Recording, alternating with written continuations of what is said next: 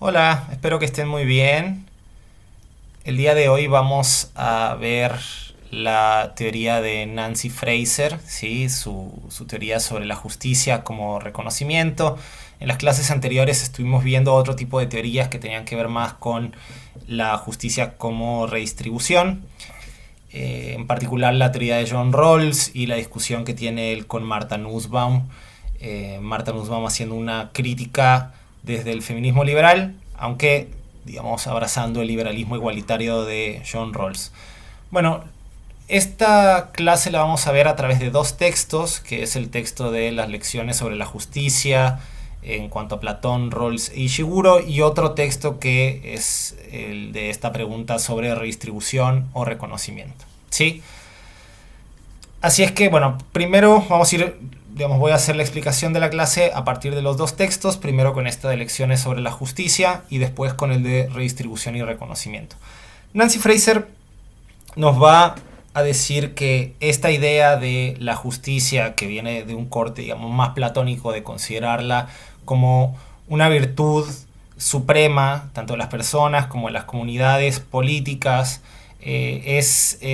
digamos, ha permanecido o se mantiene hasta la actualidad, y que la mayoría de los teóricos y teóricas políticas la toma como tal, como una virtud principal o primordial que destaca frente a las otras virtudes. En este sentido, la justicia tiene un lugar privilegiado en las discusiones morales y es el punto orientador hacia la manera en la que tanto las instituciones como las interacciones sociales, digamos, buscan encauzarse, ¿sí? Es deseable y hay un valor fundamental en ella, ¿sí? Ahora, como una crítica a Rawls, lo que nos va a decir a Rawls y a otras personas que conciben la justicia desde una forma más abstracta, con reglas generales que intentan establecer de manera determinante las formas de organización social, ella nos va a decir primero que Rawls tiene un acierto en pensar que la justicia es algo que tenemos que rastrear a través o a partir de la estructura básica de la sociedad, es decir, desde su variable institucional, ¿sí? Como lo sabemos que hace Rawls, pero que además de varios problemas de Rawls, como algunas cosas que tienen que ver con el velo de la ignorancia o con el énfasis que ponen en la redistribución, aunque me voy a referir un poco más a eso en el segundo texto, digamos, lo que a ella le parece muy importante es rechazar esta visión cotidiana o esta visión dominante de pensar la justicia de manera abstracta, de manera general, de preguntarnos por la justicia, en vez de hacerlo desde otra aproximación metodológica, que sería pensar ya no en la justicia así con mayúsculas, sino en la injusticia, es decir, pensar la justicia de manera negativa.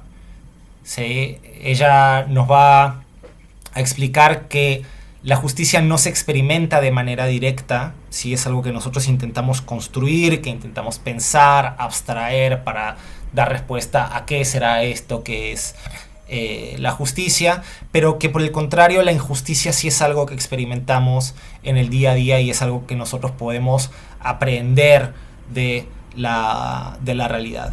Y esto significa una ventaja, ¿sí? Nosotros podemos notar aquellas cosas que son injustas, nosotros podemos darnos cuenta con el solo hecho de vivir aquellas cosas que nos parecen incorrectas o aquellas cosas que nos parecen inaceptables, ¿sí?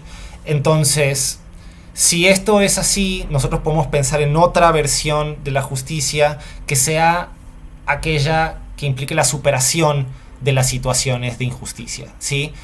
Que de hecho es el concepto que ella va a utilizar, el concepto clave dentro del texto, ¿sí? La justicia sería la superación de la injusticia. Ok, entonces ella, para explicar sus puntos centrales, va a tomar la novela de Ishiguro de Nunca me abandones, ¿sí? Que después además la hicieron película y que la pueden encontrar sin mucho problema en internet. Y en esta historia, ustedes lo van a ver del texto, no me voy a detener mucho en eso, pero tenemos una sociedad de clones que viven en un instituto y que fueron clonados con la única razón de extender la vida de la sociedad que está fuera del instituto, que son lo que Nancy Fraser llama los originales.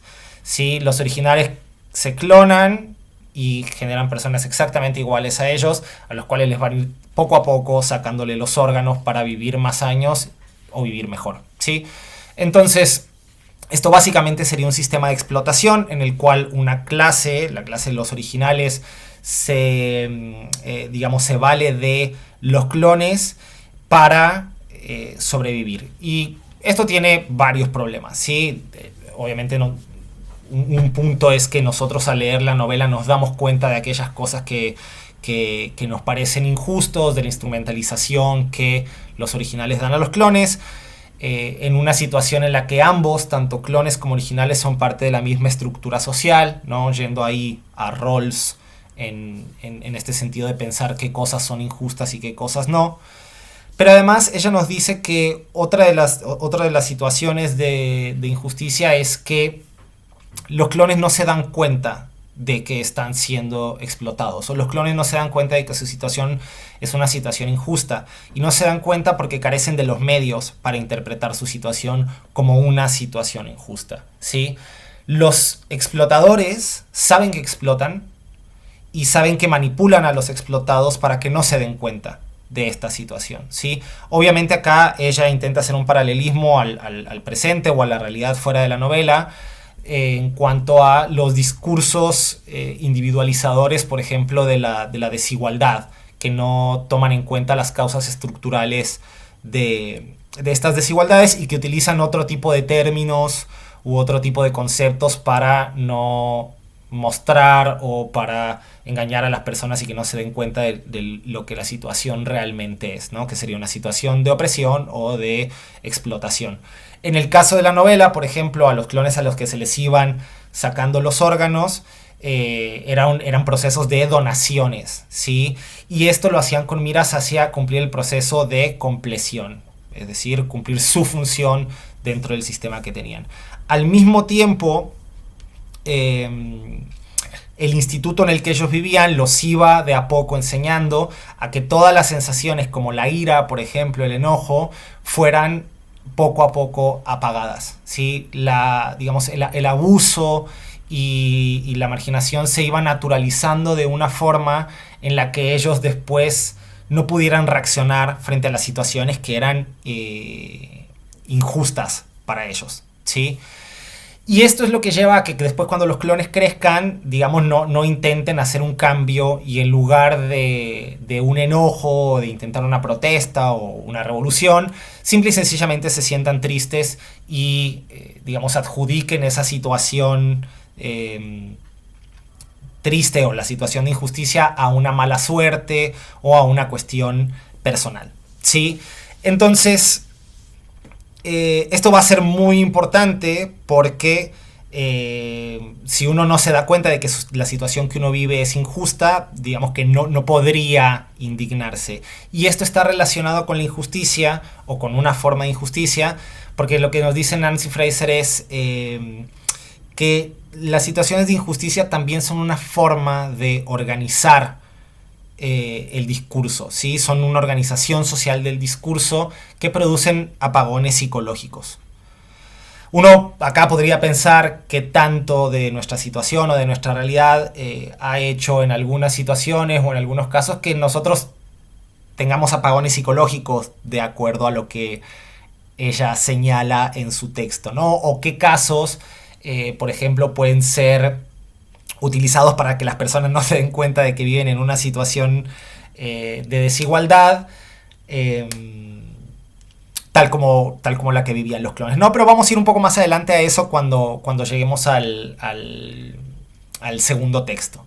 Ahora, un punto interesante que nos va a poner acá Nancy Fraser es que debemos criticar el discurso del individualismo, porque es un discurso de doble filo, ¿sí? Ella nos dice, los clones tenían una posibilidad de tener excepciones para su proceso de compleción si se enamoraban, si demostraban de manera clara que ellos estaban enamorados, entonces les daban algunos años en los que no les sacaban los órganos. Y Nancy Fraser lo que nos dice es que si bien en esta novela la individualidad era la fuente por la cual uno podía dotar a esos seres de un valor intrínseco que al principio se les había rechazado, ¿no? Por más que fueran genéticamente iguales y la única diferencia es que tenían subjetividades distintas a los originales, no se les consideraba como sujetos con dignidad humana, porque eran clones. Y si bien la individualidad les permitía retomar ese valor, lo que ella nos dice es el discurso de la individualidad puede ser también un instrumento de dominación, ¿sí? Porque si nosotros volvemos la individualidad o el individualismo un objeto de culto, si lo dogmatizamos, por decirlo de alguna manera, se puede convertir en un sustituto del pensamiento crítico. Y si eso es así, esto también puede volverse un obstáculo para superar la injusticia. De nuevo, es una forma de hacernos pensar en qué situaciones tenemos hoy en día y cómo la injusticia puede funcionar para que, o más bien cómo los discursos que tenemos sobre el individualismo, la individualidad, pueden funcionar para no actuar ante situaciones claras de injusticia, ¿sí? Entonces, esto se va a relacionar mucho, sobre todo también con el segundo texto, por ejemplo, en la manera de atribuir las situaciones injustas o los infortunios a lo individual en lugar de a lo estructural, ¿no? Voy a utilizar esta frase varias veces en esta clase y lo vamos a ir desentrañando los distintos niveles digamos, de análisis. Pero, por ejemplo, esta idea de que los pobres son pobres porque quieren, ¿sí? O la idea de que una mujer, por ejemplo, a las mujeres las violan porque se visten como putas, ¿no? Son dos ideas que, aunque nosotros podemos rastrear una situación estructural que hace que esos sean los efectos de una ordenación de la estructura injusta, se atribuyen a los individuos en vez de a las causas estructurales, ¿sí? Entonces, situaciones, por ejemplo, un sistema capitalista que hace que haya alguna clase que se apropia digamos, del resultado del trabajo de la clase trabajadora y que, digamos, explota a esa clase para quedarse con esa plusvalía y hacer que la clase explotada se mantenga en una situación de desigualdad, suele atribuirse, en lugar de a ese sistema que hace que el sistema funcione de esa forma, a los sujetos.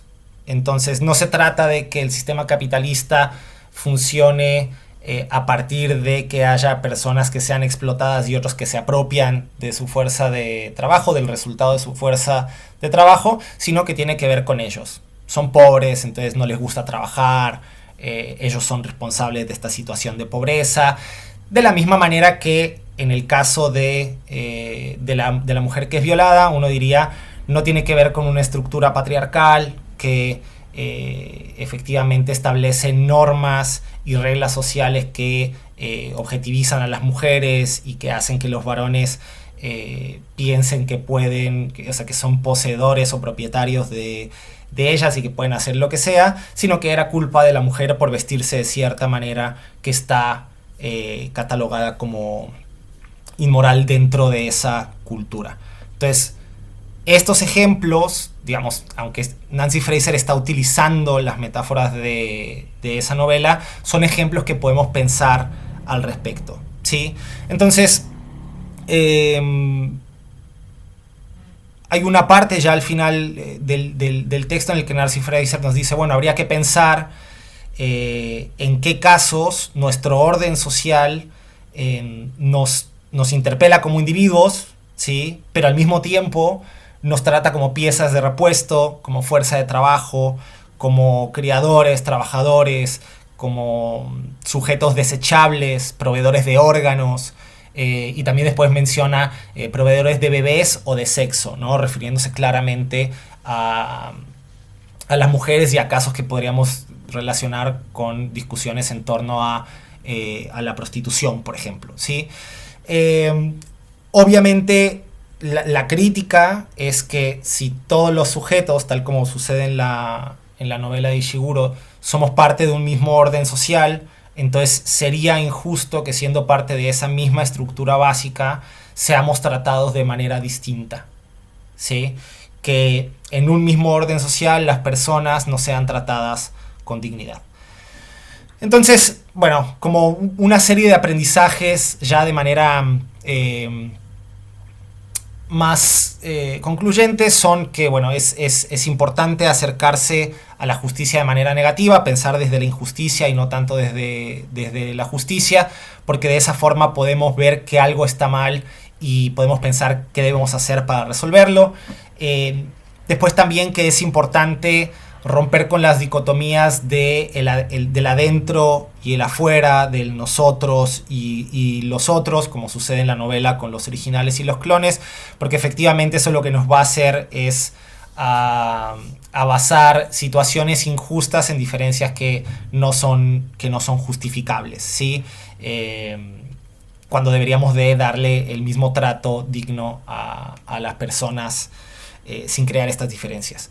Después nos dice que también es importante, con Rawls, digamos, de alguna manera, mirar hacia esa estructura básica de la sociedad para ver de qué maneras podemos garantizar que las personas sean tratadas con la misma consideración moral y para evitar la explotación de las personas, que es algo que obviamente desarrolla en el segundo texto, y que también deberíamos desconfiar de los enfoques que permiten que haya este trato diferente, ¿sí? Que reconociendo que todas y todos somos parte de la misma estructura básica, nos llevan a resultados en los cuales hay tratos que generan desigualdad o injusticia para algunas personas, sobre todo cuando esta, digamos, deriva en beneficios de las otras. Y después también, nada más ya ahí al final, nos recuerda que es muy problemático definir las desigualdades estructurales como problemas personales, que es esto que les decía ya en los ejemplos, o atribuir a las personas sus propios fallos cuando estos fallos vienen o son resultado de cuestiones estructurales y no personales.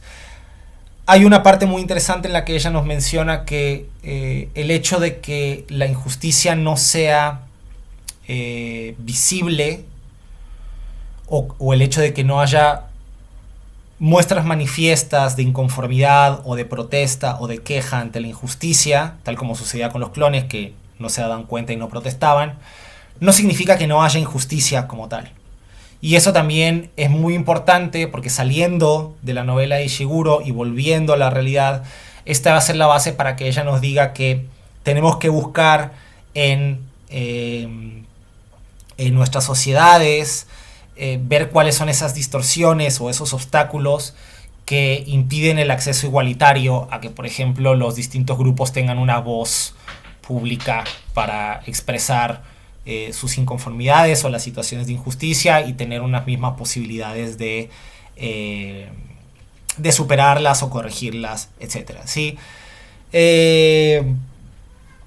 Bueno, esto sería como la parte más importante del texto y que nos sirve para entrar de lleno al segundo texto de Nancy Fraser sobre la redistribución y el reconocimiento que les voy a explicar en el siguiente video.